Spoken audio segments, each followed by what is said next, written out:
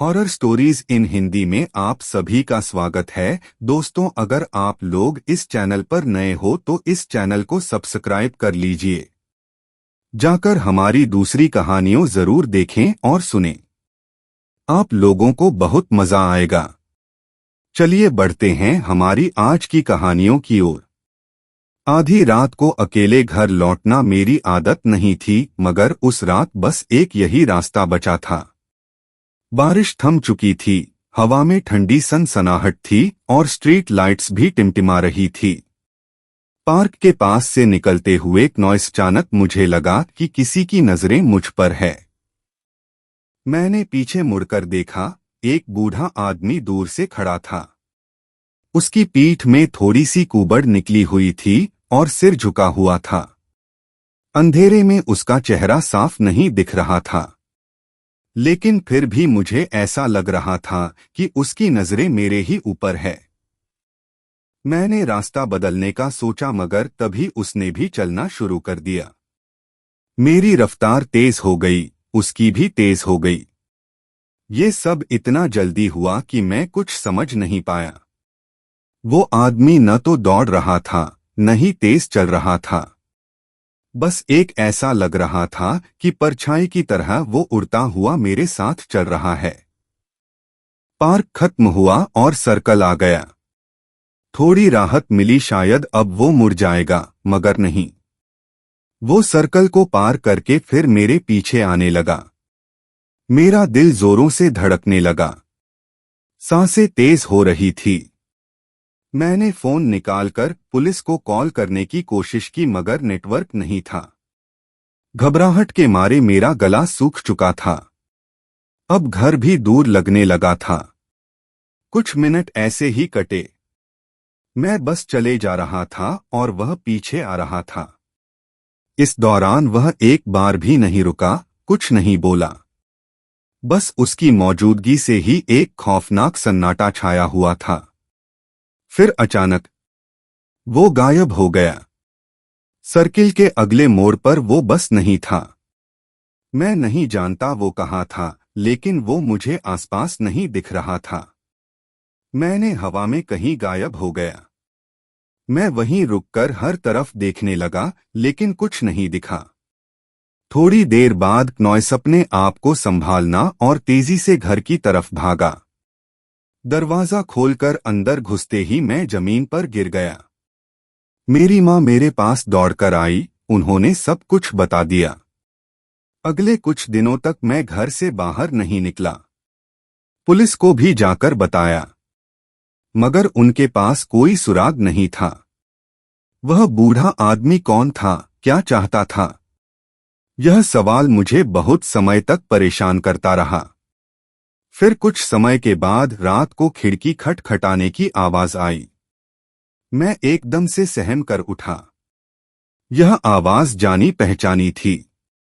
बाहर बारिश हो रही थी, स्ट्रीट लाइट्स अब भी टिमटिमा रही थी और दूर पार्क के पास वह बूढ़ा आदमी खड़ा था। इस बार उसके हाथ में कोई चीज थी जो चमक रही थी। पता नहीं वो क्या था, लेकिन उस चमक में एक अजीब सा डर छुपा था। मैं चीखने ही वाला था, तभी अचानक बिजली चली गई, कमरे में अंधेरा छा गया। कुछ सेकंड बाद जब बिजली वापस आई तो बाहर कुछ नहीं था। ना वो बूढ़ा, ना वो खिड़की खटखटाने की आवाज और ना ही उसके हाथ में वो चमकती हुई वो चीज। मैंने पुलिस को फिर से बुलाया। इस बार उन्होंने घर के बाहर कैमरा लगवा दिया। हर रात डर के साए में कटती थी, लेकिन कैमरे में भी कभी कुछ नहीं आया। वो बूढ़ा कभी वापस आया ही नहीं। उसकी खौफनाक मौजूदगी का साया। हालांकि आज भी कभी कभी मुझे महसूस हो जाता है। दोस्तों, ये छोटी सी की सच्ची घटना थी। बढ़ते हैं अगली कहानी की ओर। हवा में एक अजीब सी सनसनाहट थी, मानो पेड़ पौधे भी मेरी बेचैनी को महसूस कर रहे थे। पहाड़ों के बीच बसा हमारा छोटा सा गांव नॉइस अंधेरे में डूबा हुआ था। बिजली कट चुकी थी और पहाड़ी इलाकों में कोई अनहोनी बात नहीं थी। लेकिन आज रात कुछ अलग सा महसूस हो रहा था। एक खौफनाक सन्नाटा था जिसे तोड़ने की हिम्मत कुत्ते भी भौंक कर नहीं कर पा रहे थे। यानी कुत्तों के भौंकने की आवाज भी नहीं हो रही थी। मैं अकेला अपनी दुकान में बैठा था। दुकान लकड़ी के ढांचे और टीन की छत से बनी एक मामूली सी कोठरी थे। दुकान के बाहर बारिश शुरू हो चुकी थी जो टीन की छत पर एक भयानक सी आवाज पैदा कर रही थी। इसी आवाज के बीच मुझे एक और आहट सुनाई दी। खिड़की खटखटाने की पहले तो मैंने इसे हवा का झोंका समझा, लेकिन आवाज फिर से आई। इस बार थोड़ी जोर से ठीक नॉइस। मेरे रीढ़ की हड्डी में एक सिरहन दौड़ गई। गांव में ज्यादातर लोग अपने खेतों में रहते थे और रात के इस वक्त दुकान पर कौन आ सकता था। मैंने लालटेन की रोशनी को थोड़ा और तेज किया ताकि दुकान के बाहर बेहतर तरीके से देख सकूं। बारिश के पर्दे के अलावा कुछ नजर नहीं आया। फिर से खटखटाहट हुई, इस बार पहले से भी तेज थी। मेरा दिल जोरों से धड़कने लगा। मैंने सोचा शायद कोई आवारा जानवर होगा। थोड़ा हिम्मत जुटाकर मैं दुकान के नॉइस पीछे से एक लोहे की रॉड उठाकर सामने आया। धीरे से खिड़की खोली। बाहर एक बूढ़ी औरत खड़ी थी। उसके कपड़े पूरी तरह से भीगे हुए थे और चेहरा अंधेरे में छू चुका था। उसकी आंखें हल्की दो जलते हुए अंगारों की तरह चमक रही थी। उसने फिर कहा, बेटे जरा सी दवा देनी है। उसकी आवाज उर्दूरी और फटी हुई थी। मेरे पेट में बहुत दर्द है। मैंने थोड़ा राहत की सांस ली। नॉइस शायद कोई बीमार है। उसे दवा देने के लिए अलमारी खोलने ही वाला था कि उसने फिर से बोला, लेकिन दवा अंदर मत देना, मुझे सिर्फ छूना है। ये बात मुझे अजीब लगी। दवा छूने से क्या फायदा होगा? लेकिन उसकी आंखों में एक ऐसी खिंचावट थी कि मैं मना नहीं कर सका। मैंने अलमारी से डिब्बी निकाली और बढ़ा दी। वह अपना एक हाथ अंदर लाने के लिए झुकी और उसी क्षण बिजली चमकी। इस रोशनी में मैंने उसका हाथ साफ देखा। नॉइस वो हाथ काफी सड़ा हुआ था। उसके हाथ पर लगा हुआ मांस गल चुका था और हड्डियों बाहर निकली हुई थी। चीख निकलने से पहले ही वो गायब हो गई। मैं जमीन पर गिर पड़ा। डिब्बी मेरे हाथ से छूटकर लुढ़क गई। नॉइस दुकान के बाहर सन्नाटा था। सिर्फ बारिश की आवाज गूंज रही थी। उस रात के बाद गांव में कई अजीब घटनाएं घटी। कुछ लोगों के जानवर बीमार पड़ गए। कुछ की घरों में अजीब सी आहट महसूस होने लगी, लेकिन सबसे ज्यादा डर मुझे हुआ। मैं जानता था कि उस रात मैंने जिसे दवा दी थी वह कोई औरत नहीं थी। बारिश थमने के बाद भी दुकान में खौफनाक सीलन रह गई थी।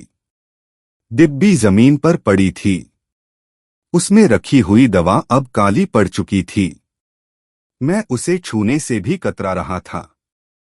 सुबह होते ही गांव के मुखिया के पास गया जो एक बुजुर्ग वैद्य भी थे। मैंने उन्हें पूरी रात की घटना सुना दी। उन्होंने मेरी बात ध्यान से सुनी, फिर मेरी तरफ गंभीरता से देखा और बोले, बेटा, ये कोई औरत नहीं थी। ये एक बुरी आत्मा थी जिसे डाकिनी कहते हैं। वैद्य जी ने मुझे बताया कि डाकिनी बीमार लोगों का रूप धारण करके दवा मांगती हुई घूमती है, लेकिन दवा छूने से ही उसकी असली ताकत बढ़ जाती है। उन्होंने दुकान से डिब्बी को बाहर निकालने और उसे नदी में बहा देने को कहा। साथ ही उन्होंने मुझे कुछ जड़ी बूटियां दी जिन्हें जलाकर दुकान को शुद्ध करना था। मैंने वैद्य जी के बताए अनुसार सब कुछ किया। कुछ दिनों तक गांव में अजीब घटनाएं चलती रहीं, लेकिन धीरे धीरे सब अपने आप ही शांत हो गया। हालांकि वह रात मुझे कभी भी भूल नहीं सकती। खिड़की खटखटाने की आवाज, जलते हुए अंगारों जैसी आंखें और फिर वह सड़ा हुआ हाथ, ये सब मुझे रातों को नींद में भी सता देता है। नॉइस एक रात सोने से पहले मैंने दुकान की दीवार पर टंगे हुए अपने दादाजी की तस्वीर को देखा। वह गांव के जाने माने तांत्रिक थे। अचानक मुझे एक उम्मीद जागी। अगले दिन सुबह ही मैं उनके पुराने सामानों को ढूंढने में लग गया। बहुत तलाशी के बाद मुझे एक पीतल का डिब्बा मिला जिसके अंदर कुछ सूखे फूल और जड़ी बूटियां थी। डिब्बे के साथ एक छोटी सी किताब भी मिली जिसमें तांत्रिक मंत्र लिखे हुए थे। मैंने वैद्य जी को बुलाकर उनसे इन मंत्रों के बारे में पूछा। वैद्य जी ने बताया कि मंत्र डाकनियों को भगाने के लिए होते हैं। उन्होंने मुझे सावधानी के साथ इन मंत्रों का प्रयोग करने की हिदायत दी। उस रात से मैंने हर रात दुकान बंद करने से पहले ये मंत्र पढ़ने शुरू कर दिए। नॉइस कुछ समय बाद गांव में फिर से अशांति के आसार दिखाई देने लगे। एक रात बारिश के बीच फिर से खिड़की खटखटाई। मेरा दिल वह खिड़की के खटखटाने की आवाज से भी ज्यादा जोरों से धड़कने लगा, लेकिन इस बार घबराहट के साथ एक ठंडा सा गुस्सा भी था। नॉइस, मैंने तुरंत तांत्रिक मंत्र पढ़ना शुरू कर दिया। खिड़की के बाहर से चीखने जैसी आवाज आई, फिर अचानक सब शांत हो गया। सुबह को देखा तो दुकान के बाहर जले हुए बालों की गंध आ रही थी। इसके बाद गांव में कभी भी कोई अजीब घटना नहीं घटी। शायद वह डाकिनी हमेशा के लिए अब जा चुकी थी, या शायद दादाजी की विरासत ने मेरी रक्षा कर ली। ये सवाल आज भी मेरे मन में है, लेकिन एक बात पक्की है, उस डरावनी रात ने मुझे हिम्मत से जीना सिखा दिया। नॉइस दोस्तों, अब बढ़ते हैं अगली कहानी की ओर। सालों बाद भी उस भयानक अनुभव का साया मुझ पर रहता था। एक रात अचानक अमित का फोन आया। उसकी आवाज बहुत घबराई हुई थी। उसने कहा, आकाश तू अभी कहाँ है? नॉइस, जल्दी से मेरे फ्लैट पर आ जा। कुछ पल में ही मैं अमित के फ्लैट पर पहुंच गया। निशांत भी वहां पर मौजूद था। उनके चेहरे पर भी वही डर था जो 2008 में कोटा के उस घर में हमें रहते हुए महसूस होता था। नॉइस रोजमर्रा की जिंदगी का हिस्सा बन गया था। वो डर। अमित ने बताया कि कुछ हफ्तों से उसे फिर से वो बूढ़ी औरत सपने में आ रही है, लेकिन इस बार वो पहले से ज्यादा गुस्से में दिखती है। वो कुछ कहने की कोशिश भी करती है, लेकिन अमित को उसकी बात समझ नहीं आती थी। फिर कुछ दिन पहले से अमित के फ्लैट में भी एक अजीबोगरीब घटनाएं घटने लगी। बिजली के उपकरण खुद ब खुद चालू हो जाते और अचानक बंद हो जाते। कभी रात में चीजें अपनी जगह से हिलडुल जाती, कभी टेबल पर पड़ा हुआ ग्लास अपने आप गिरता, तो कभी कांच का मग गिरकर फोड़ जाता। इन घटनाओं से डरकर अमित ने उस मकान मालिक से संपर्क किया जिससे उन लोगों ने कोटा में वह घर किराए पर लिया था। मकान मालिक ने बताया, क्यों? उसने वह घर भेज दिया है। नए मालिक के बारे में उसे कोई जानकारी नहीं थी। अचानक कमरे का टेबल फिर से हिलने लगा, ठीक उसी तरह जैसा कोटा के घर में होता था। हम तीनों डर के मारे एक दूसरे का सहारा लेने लगे। तभी टीवी खुद ब खुद चालू हो गया। स्क्रीन पर एक पुरानी तस्वीर दिखाई दे रही थी। तस्वीर उसी बूढ़ी औरत की थी जो अमित के सपनों में आती थी। वो गुस्से से घूर रही थी। उसके नीचे अंग्रेजी में लिखा हुआ था, मेरा बदला अभी बाकी है। टीवी की स्क्रीन अचानक फट गई और कमरे में फिर से वही भयानक चीखें गूंजने लगे। हम एक दूसरे को पकड़कर जोर जोर से राम का नाम जपने लगे। कुछ देर बाद चीखें बंद हो गई, लेकिन कमरे में एक भयानक सन्नाटा छा गया। उस रात के बाद हमने तय किया कि इस भयानक शक्ति से लड़ना होगा। हम किसी तांत्रिक के पास जाने का फैसला ले चुके थे। तांत्रिक ने हमें बताया कि वह बूढ़ी औरत उस घर में रहती थी, उसके बेटे ने उसकी हत्या करती थी और उसका शव दीवारों में छुपा दिया था। उसकी आत्मा को शांति नहीं मिली थी, इसलिए वो बदला लेने के लिए बेचैन थी। तांत्रिक ने कुछ खास पूजा पाठ करके उस आत्मा को शांति दिलाने की बात कही। हमने वो पूजा करवाई। कुछ समय बाद अमित के सपने में वो औरत का दिखना बंद हो गया।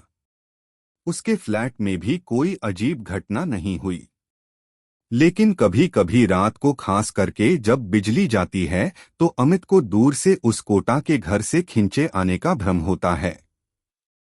ऐसा लगता है कि वो उसी घर से शायद कोई बुला रहा हो।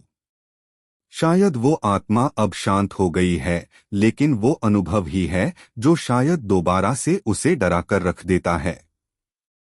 दोस्तों कहते हैं कि कुछ घटनाएं या कुछ कहानियां ऐसी होती हैं जिनका समाधान कई बार समझ में नहीं आता, और अगर समझ आ भी जाता है तो उसे पूरा करने में काफी समय लग जाता है। हमारी अगली कहानी कुछ ऐसी ही है। चलिए शुरू करते हैं। मैं 16 साल की लड़की हूं और अपने दादा दादी और माँ के साथ एक घर में रहती हूं।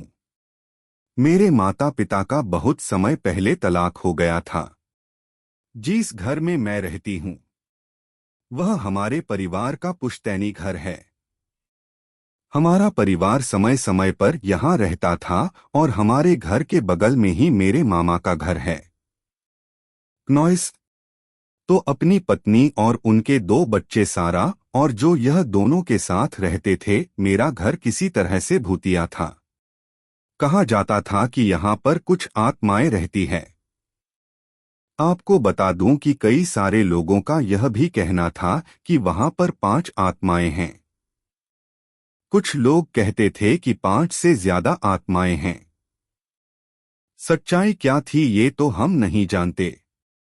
कहते हैं कि एक महिला का भूत है। वह अक्सर पीछे के आंगन में रहती है, कभी कभी उड़कर मेरे पड़ोस की बालकनी में भी चली जाती है।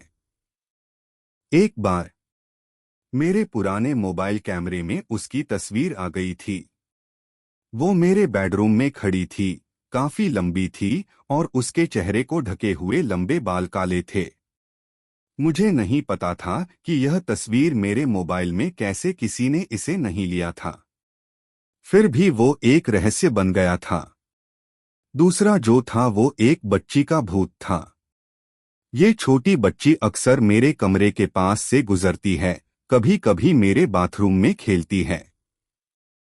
उसने एक बार मुझसे कुछ फुसफुसाया भी था। मैं उसके बारे में अपनी दूसरी कहानी में बाद में जरूर बताऊंगी। और एक बच्चे का भूत है। मुझे नहीं पता कि ये लड़की है या लड़का है, लेकिन उसे खिलौने के साथ खेलना और गड़बड़ करना बहुत पसंद है, लेकिन खेलने के बाद उन्हें वापस रख देता है। एक शायद गूंगा आदमी की आत्मा है। वो कभी मेरे मामा को अपने वश में कर लेता था और ये भूत बात नहीं कर पाता। एक अज्ञात भूत। ये भूत मुझे नहीं पता कि ये यहाँ कौन है, क्या कर रहा है, लेकिन इसे मेरे बेडरूम के दरवाजे के साथ खरोचने और खेलने यानी आवाजें निकालने में मजा आता है।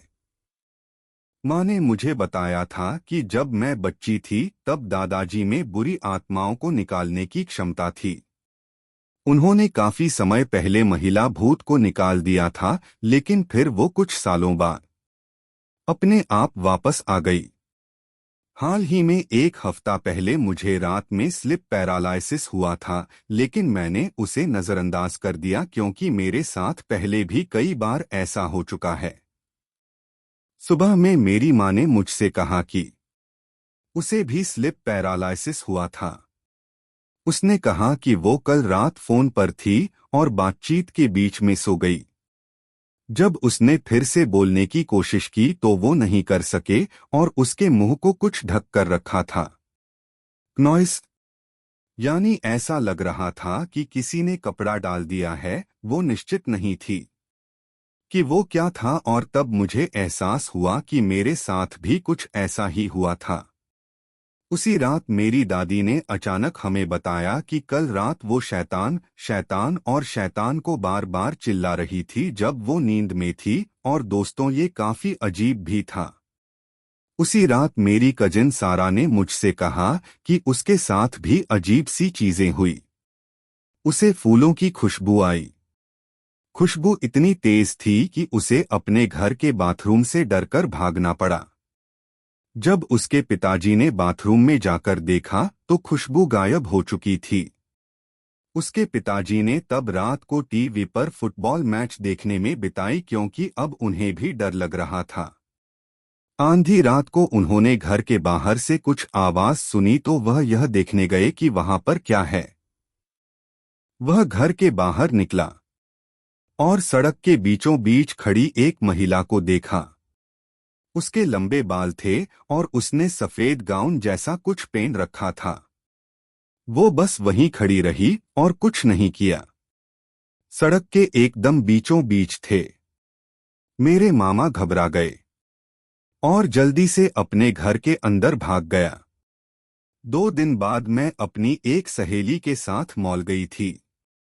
यह हमेशा की तरह ही था, लेकिन जब हम मॉल के फूड कोर्ट में बात कर रहे थे तो उनमें से एक ने मुझसे पूछा, तुम्हारा पैर को क्या हुआ? मैंने शर्ट पैंट पहन रखी थी। मुझे नहीं पता था कि वह किस बारे में बात कर रही है। जब तक मैंने अपना बायां पैर नहीं देखा, वहां एक ऐसा निशान था जैसे किसी ने या किसी चीज ने मुझे काट लिया हो। वह अभी भी मेरे बाएं पैर पर है। क्नॉय से चोटग्रस्त है और जिन्होंने ये निशान देखा है उनका कहना है कि ये किसी इंसान का काम तो नहीं है। ये किसी नौकली दांतों वाली जीव का काम है। ऐसा कुत्ता या बिल्ली हो सकता है कि उनके दांत वहां पर गाड़ दिए हो जिसके बाद ही ऐसे निशान बन जाते हैं।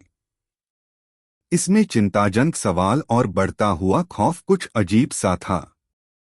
ये सारी घटनाएं मुझे परेशान करने लगी।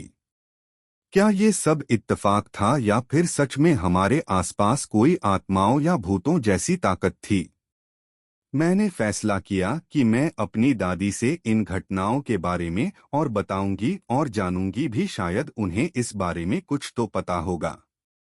रात के खाने के बाद जब हम लिविंग रूम में बैठे थे, मैंने अपनी दादी से पूछा, दादी ये सब क्या हो रहा है? क्या हमारे घर में सच में कोई भूत है? मेरी दादी ने गहरी सांस ली और कहा, हाँ बेटा, ये सब सच है। यह घर पीढ़ियों से भूतिया रहा है। उन्होंने तब हमें बताया कि कैसे उनके पिताजी यानी मेरे परदादाजी एक तांत्रिक थे जिनके पास इन आत्माओं को नियंत्रित करने की शक्ति थी। उन्होंने बताया कि कैसे उन्होंने महिला भूत को भगा दिया था, लेकिन वो हमेशा ही लौट आती थी। उन्होंने ये भी बताया कि कैसे वो अज्ञात भूत हमेशा से रहा है और कोई नहीं जानता कि ये क्या है, कौन है, कहां से आया। अचानक से फिर रोशनी चली गई। हम सब अंधेरे में बैठे हुए थे, डरे हुए सांसें ले रहे थे। कुछ ही सेकंड बाद हमने फर्श पर खरोचने की आवाज सुनी। आवाज धीरे धीरे तेज होती गई और ऐसा लग रहा था कि कुछ हमारे चारों ओर घूम रहा है। हम हिलने या कुछ कहने से भी डरते थे। फिर अचानक कमरे में एक ठंडी हवा का झोंका आया और हमने एक फीकी सी हंसी सुनी। वह इतनी भयानक थी कि मेरी रूह कांप गई। कुछ ही मिनटों बाद रोशनी वापस आ गई और आवाजें बंद हो गई। हम सब सहमे हुए एक दूसरे को देख रहे थे। उस रात हम में से कोई भी ठीक से सो नहीं सका। हम काफी ज्यादा डरे हुए थे कि आगे क्या होगा। सुबह होते ही सूरज की पहली किरणें घर में आने लगीं, जिससे थोड़ा आराम मिला। हमने फैसला किया कि पुलिस को बुलाना बेकार होगा क्योंकि वो इस तरह की बातों पर यकीन नहीं करते। इसके बजाय हमने अपने एक रिश्तेदार से संपर्क करने का फैसला किया जो एक तांत्रिक थे। उम्मीद थी कि वो इन आत्माओं को शांत करने में हमारी मदद कर सकेंगे। कुछ दिनों बाद हमारे रिश्तेदार तांत्रिक जी हमारे घर आ गए। वह एक लंबा सा धोती पहने हुए थे और उनकी गर्दन में रुद्राक्ष की माला भी थी।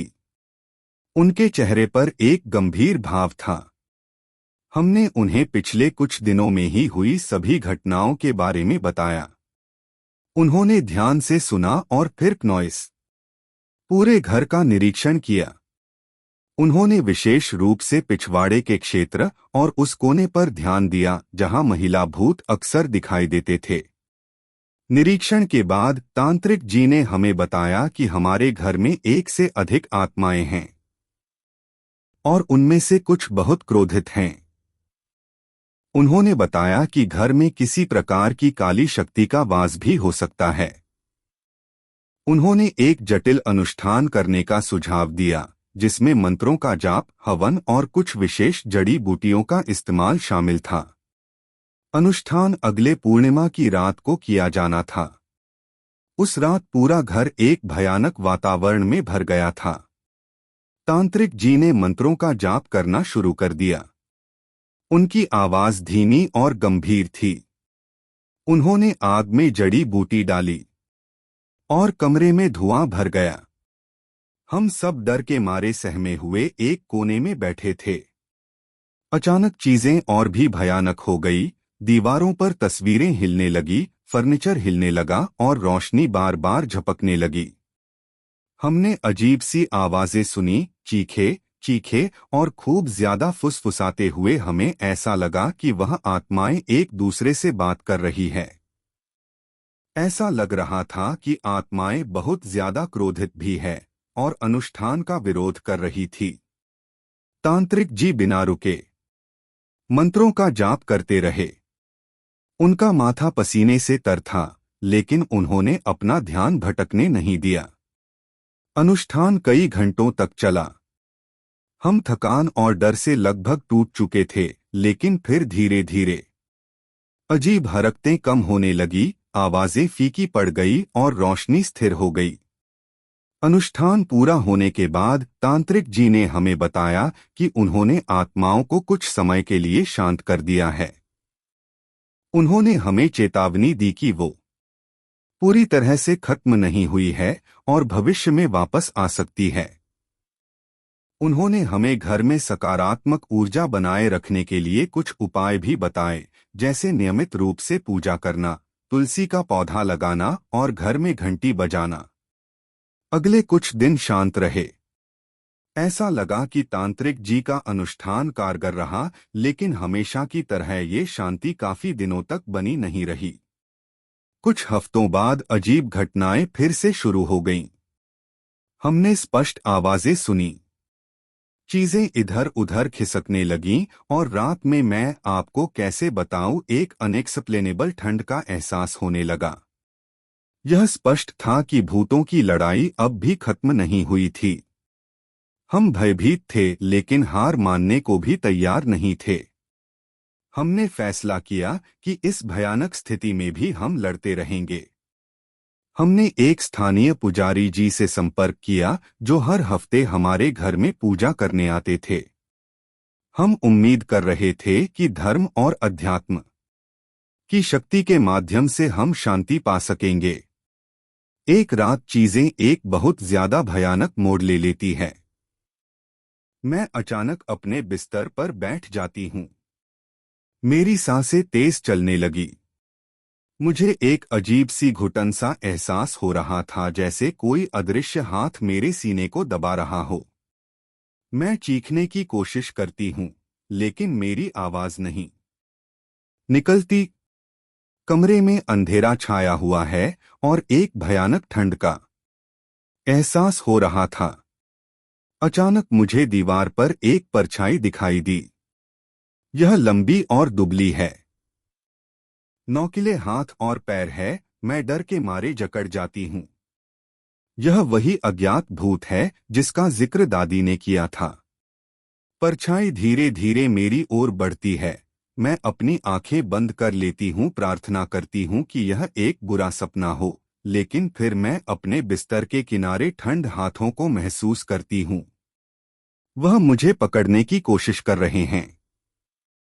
मैं चीखने की पूरी कोशिश करती हूँ और इस बार एक कमजोर आवाज भी निकलती है। मेरे चीखने की आवाज सुनकर माँ कमरे में दौड़ती हुई आई। वे बत्ती जलाई और मेरे बिस्तर पर दौड़ती हुई मेरे पास आई। परछाई अब गायब हो चुकी थी, लेकिन कमरे में अभी भी एक भयानक माहौल बना हुआ था। माँ मुझे अपने पास खींचती है और मुझे अपने से गले लगाकर दिलासा देती है। इस घटना के बाद पूरी तरह टूट चुकी थी। मैं अब और इस भयानक घर में नहीं रहना चाहती थी। नॉइस। लेकिन माँ का कहना था कि हमारे पास जाने के लिए कहीं और घर नहीं है। हमारी आर्थिक स्थिति इतनी अच्छी नहीं थी कि हम कहीं और घर ले सकें। कुछ दिनों बाद हमारे रिश्तेदार तांत्रिक जी फिर से हमारे घर आए। हमने उन्हें उस रात में मेरे साथ घटी घटना के बारे में बताएं। उन्होंने चिंता जताई और कहा कि अज्ञात भूत बहुत शक्तिशाली हो सकता है। उन्होंने एक विशेष ताबीज बनाकर मुझे पहनने का सुझाव दिया, जैसे मैं हर समय अपने गले में पहने रखूं। उन्होंने कहा कि यह ताबीज मुझे बुरी आत्माओं से बचा सकती है। तांत्रिक जी के जाने के बाद मैंने वो ताबीज पहनना शुरू कर दिया। मुझे लगा कि ये थोड़ा सुरक्षित महसूस कराता होगा, लेकिन अजीब घटनाएं रुकने का नाम ही नहीं ले रही थी। एक रात सारा ने मुझे फोन किया। उसकी आवाज कांप रही थी। उसने कहा कि उसने फिर से वही सफेद गाउन वाली महिला को अपने घर के बाहर देखा है। महिला उसे घूर रही थी और धीरे धीरे उसकी ओर बढ़ती जा रही थी। सारा बहुत डरी हुई थी और घर के अंदर भाग गई। अगली सुबह हम सारा के घर गए और उसके माता पिता से बात की। वो भी इस सिचुएशन से बहुत परेशान थे। हमने फैसला किया कि हमें किसी और तांत्रिक या किसी धार्मिक गुरु से संपर्क करना चाहिए। शायद किसी के पास इन भूतों को हमेशा के लिए खत्म करने का उपाय हो। हमारी खोज जारी रही। हमने कई तांत्रिक और धार्मिक गृहों से संपर्क किया, लेकिन उनमें से कोई भी एक परमानेंट सलूशन नहीं दे सका। इस पूरे अनुभव ने नॉइस हमें थका दिया था। हम हताश और निराश हो चुके थे। ऐसा लग रहा था कि हम कभी भी शांति से नहीं रह पाएंगे, लेकिन फिर एक ऐसा मोड़ आया। एक दिन एक यात्रा करते हुए मेरी माँ की मुलाकात एक बूढ़े सन्यासी से हुई। वह एक मंदिर में ध्यान लगा रहे थे। माँ ने उन्हें हमारी परेशानी के बारे में बताया। सन्यासी ने ध्यान से सुना और फिर हमें अपने आश्रम में आने का निमंत्रण दिया। उन्होंने कहा कि उनके पास शायद हमारी मदद करने का एक अनोखा तरीका है। नॉइस। आशा की एक किरण जागी। हमने सन्यासी के आश्रम जाने का फैसला ले लिया। आश्रम एक शांत और सुखदायक जगह था, दूर पहाड़ों और हरे भरे जंगलों से घिरा हुआ था। सन्यासी का स्वागत गर्मजोशी से हुआ और उन्होंने हमें आश्रम के चारों ओर घुमाया। उन्होंने हमें बताया कि वह एक और दिव्य व्यक्ति है जिन्हें आध्यात्मिकता दुनिया का गहरा ज्ञान है। कुछ दिनों तक आश्रम में रहने के बाद सन्यासी ने हमें बताया कि उन्होंने हमारे घर में मौजूद आत्माओं के बारे में ध्यान लगाकर देखा है। उन्होंने बताया कि महिला भूत एक ऐसी महिला की आत्मा है जो कई साल पहले हमारे घर में रहती थी और उसकी असामयिक मृत्यु हो गई थी। वो किसी को नुकसान पहुंचाने का इरादा नहीं रखती थी, बस उसे शांति नहीं मिली थी। छोटी जो भूत बच्ची थी, एक ऐसे बच्चे की आत्मा थी जो खो गया था और उसकी आत्मा अब हमारे घर में भटकती है।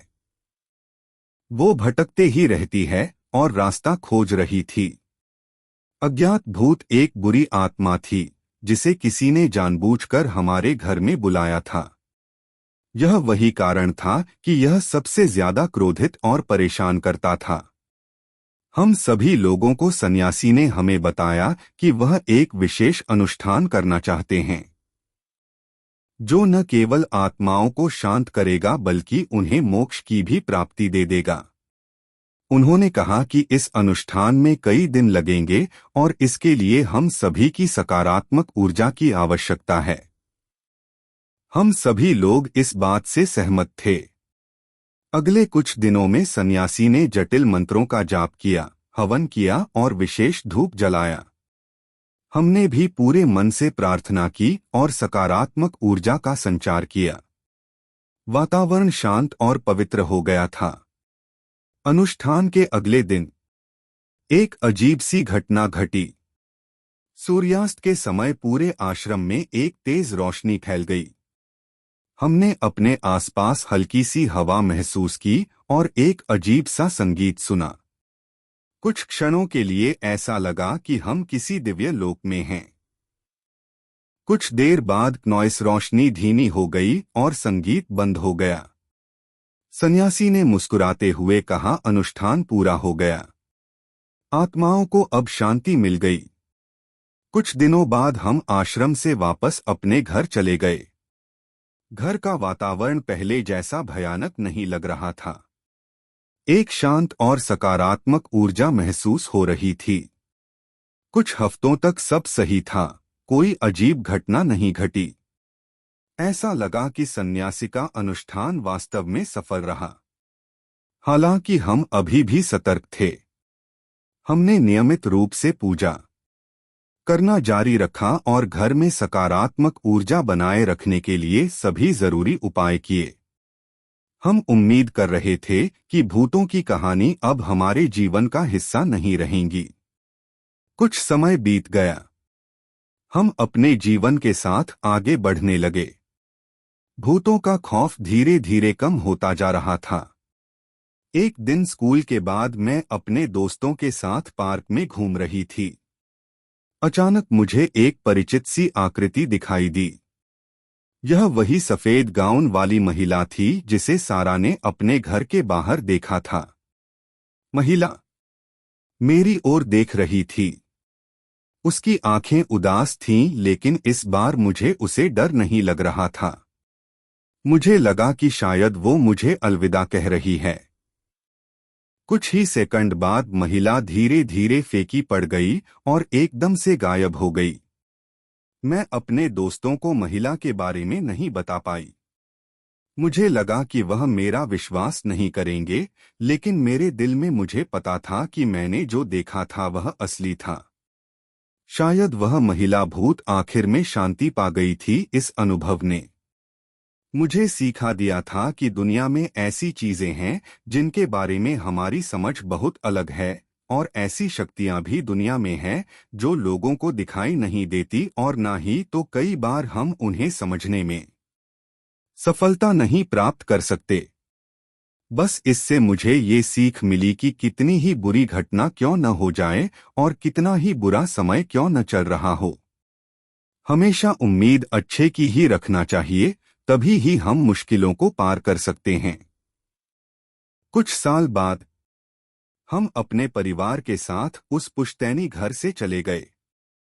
हम एक नए और शांत इलाके में रहने लगे, लेकिन मैं कभी भी उस अनुभव को नहीं भूल पाऊंगी। ये मुझे जिंदगी भर याद रहेगा, क्योंकि इसने मुझे मजबूत बनाया और लड़ने की क्षमता टाल दी। तो दोस्तों, ये थी हमारी आज की सभी कहानियों। उम्मीद करता हूँ कि आप लोगों को पसंद आई होगी। दोस्तों, इनमें से जो भी कहानी आप लोगों को अच्छी लगी हो उसके बारे में नीचे कमेंट सेक्शन में लिखना मत भूलना। चैनल पर नए हो तो बिना सब्सक्राइब किए मत जाना। मिलते हैं हमारी अगले वीडियो में।